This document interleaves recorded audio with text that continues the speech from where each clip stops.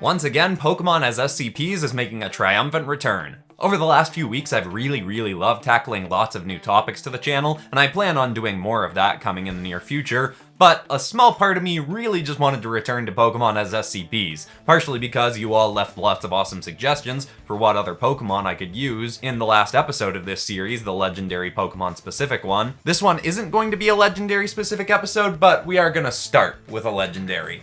Let's go. Hit like if you want, subscribe if you feel like, but either way, enjoy the show. Welcome back once again, everyone, to another lecture on the various anomalous creatures and entities we secure and contain here at the Foundation. Most of the SCPs we'll discuss today are currently in Foundation custody, but apropos of the last lecture topic, we'll start with a creature that has proven too powerful to be contained. Item number SCP-P384. Object Class: Apollyon.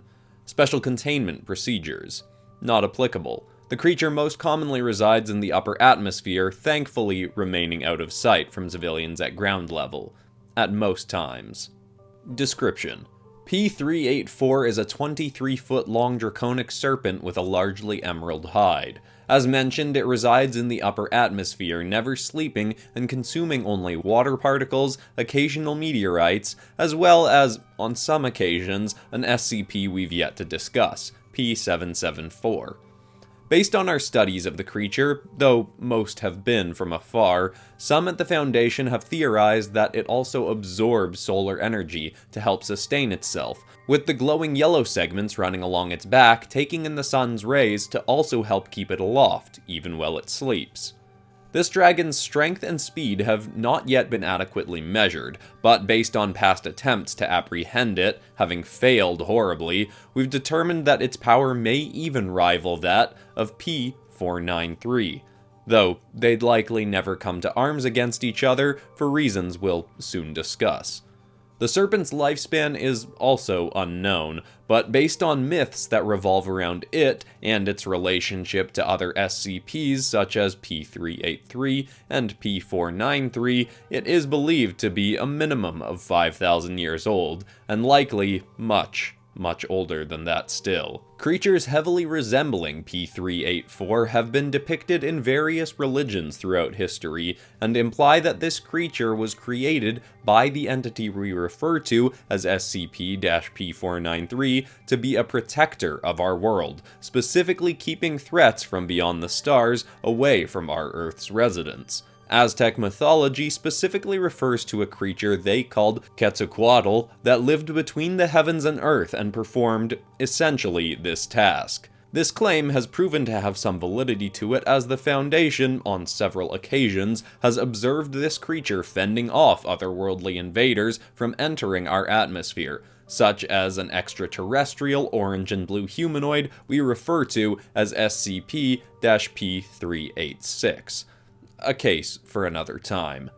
This creature is also said to be charged with keeping two other ancient beasts from clashing and bringing a cataclysm upon our world. One of these is the aforementioned P383, who last awoke 114 years ago, and the other is P382, believed to be the creature referred to in Hebrew legends as the Leviathan.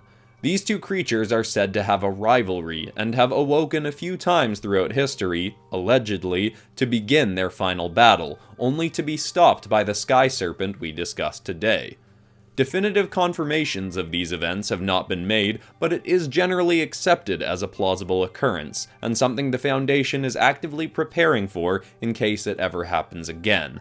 Though, looking at it from an optimistic lens, it's likely we won't have to do much to stop them if this does occur again, so long as P384 continues to cease their battling. Sightings of this creature do not occur often, but do happen on occasion, and every so often footage of it, usually from a great distance, will appear online, but thus far the Foundation has managed to keep knowledge of its existence under wraps, despite our inability to contain it.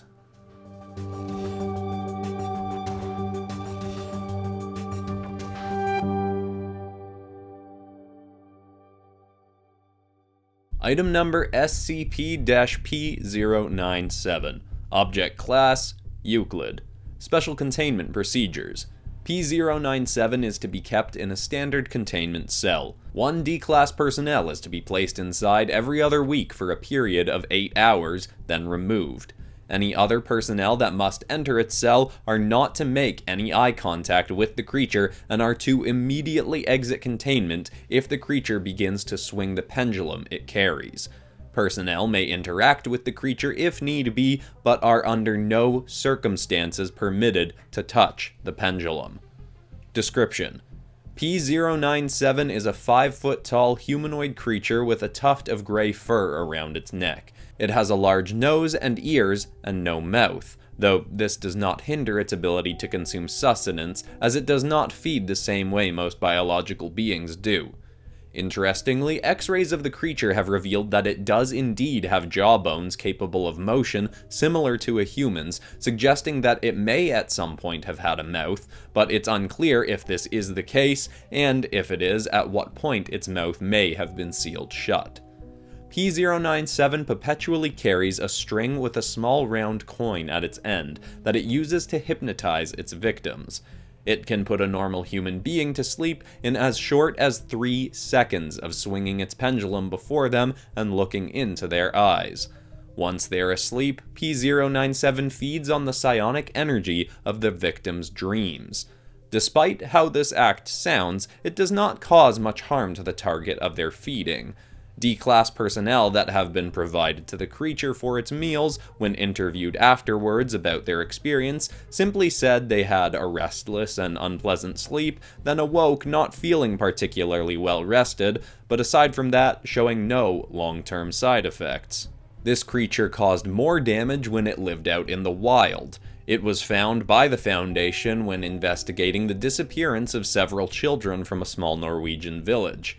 After a week of interviewing locals and searching the nearby mountains, a cave was found where the creature sat encircled by the unconscious bodies of the missing children, feeding on all of their dreams at once. In containment, we limit the time it has access to a person as its source of sustenance, but left unchecked, it seems the creature will continue to keep a victim asleep, feeding on their dreams until that victim dies of thirst, starvation, or the cold. It has on few occasions managed to hypnotize our personnel and attempt an escape, but for the most part has been fairly easy to contain. The only other significant incident with P097 was when doctors studying the creature took its pendulum away from it. The creature violently resisted, but they did manage to remove the item from the cell. For the next few hours afterwards, the cameras inside the creature's cell malfunctioned, turning off and on at random intervals. At times when they were working, the creature was seen slamming its head against the wall and pounding on the door with its fists and feet, to the point where the doctors grew concerned it may end its own life. As soon as the pendulum was returned, the creature ceased its self-destructive behavior and sat in the corner, seemingly unfazed by what had just occurred.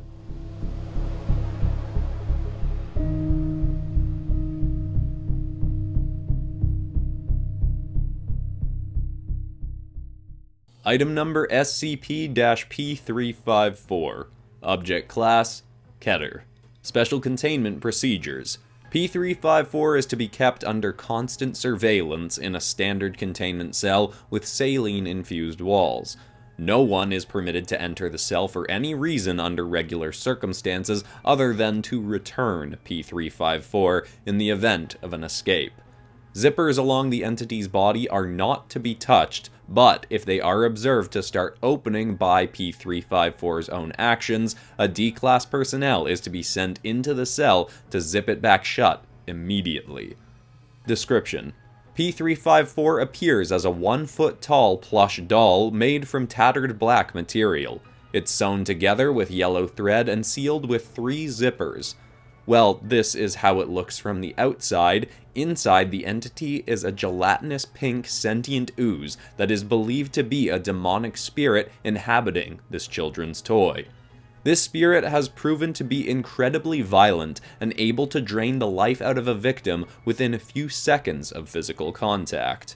The entity seems to despise anyone and everyone it interacts with, and is constantly trying to escape Foundation custody to continue the hunt it was on when we first discovered it. P354 first came onto the Foundation's radar 6 years ago, when we were alerted to a string of child murders starting in California, leading through Utah, Colorado, then Kansas.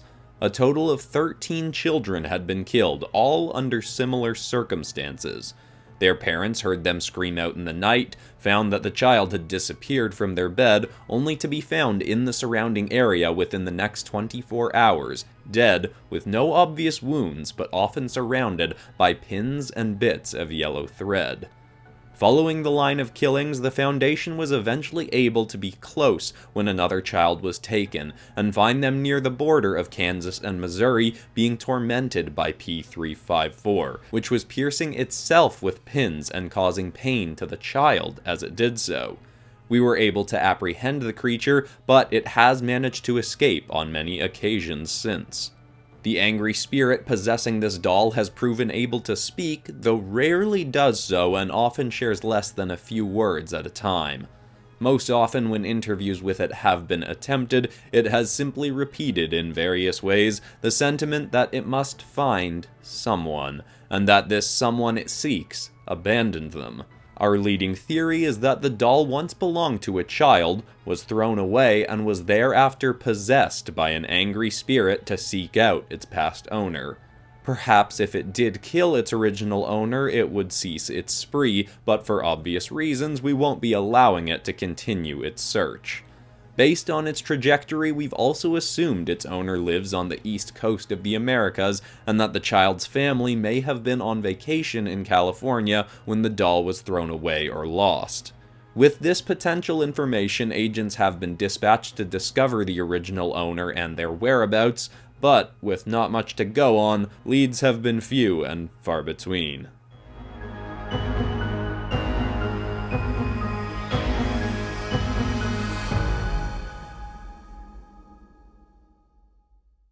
Very quick interruption here just to say that I have a brand new ink bundle out. It's the biggest one that I've ever made. It includes all of the inks from this episode and some of my best episodes from the last few months. It'll be linked in the little bar beneath this video by the time you're watching and in the description. Check it out if you want some good stuff to color or any of my other ink bundles that I've got up on my online store. So sorry for the interruption, let's get back into it. Let's go. Finally for today we have item number SCP-P448. Object class, Euclid. Special containment procedures. Specimens of P448 are to be kept in individual cells of 30 by 30 feet. Personnel must wear riot gear when entering containment with P448 and are only permitted to enter once sleeping powder has been dispersed into the cell to put the creatures to sleep. Only personnel who have passed a rigorous morality test are permitted to enter the creature's containment. Description: SCP-P448 is a bipedal humanoid jackal creature. Its semi-fur coated hide is yellow, black, and blue, and it has spikes jutting from its chest and the backs of its upper paws. It was first discovered in Egypt and is technically part of a species, but there are believed to be fewer than a dozen remaining in the wild. 3 are currently in Foundation custody. These creatures are believed to have resided in Egypt for centuries, dating all the way back to 5000 BCE. It is hypothesized through classified hieroglyphic imagery, known only to the Foundation, that these creatures are descendants of the being that ancient Egyptians considered their god of funerals, Anubis. He was a deity that was believed to judge the souls of humans who died, deeming whether they'd lived honorable enough lives to be granted an everlasting afterlife. This power to judge the nature of a person is reflected in P448. By placing D-class personnel, guilty of various crimes, into its cell, followed by more morally sound people, we've determined that being in the presence of a guilt-ridden, hateful, or malicious person makes P448 much more powerful and very angry itself. It can seemingly absorb the negative aura of the person near it and channel that into a blue ball of energy that it can then hurl back at the person. When faced with a particularly cruel subject, this energy sphere can be powerful enough to vaporize even titanium walls. Well, it is far more likely to attack a person that has committed many cruel acts. Given long enough exposure, P448 has proven willing to attack near anyone. We theorize that since everyone has some bad in them or has committed some cruel act in their past, P448 will eventually absorb enough negative aura from anyone to justify attacking them. We've yet to find someone who is perfectly safe in P448's presence, though, to be fair, occupying a position at the Foundation does require a willingness to do a certain amount of deceitful or unpleasant acts. It may simply be that our very job makes us unworthy beings in the eyes of P448. Now, that's all the time we have for this evening. As always, file your requests for future lecture topics in the comments below, and I'll see you all next time.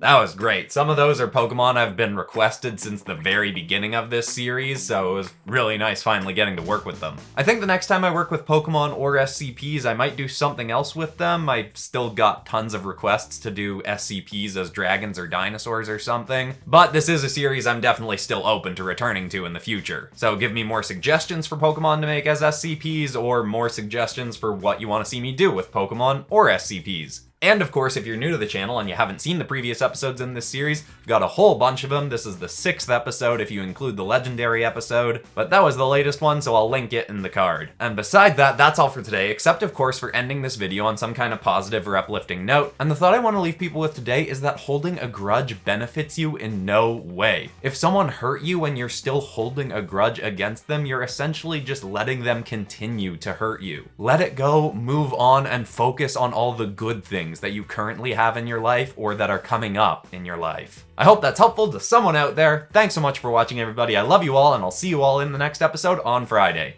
Goodbye.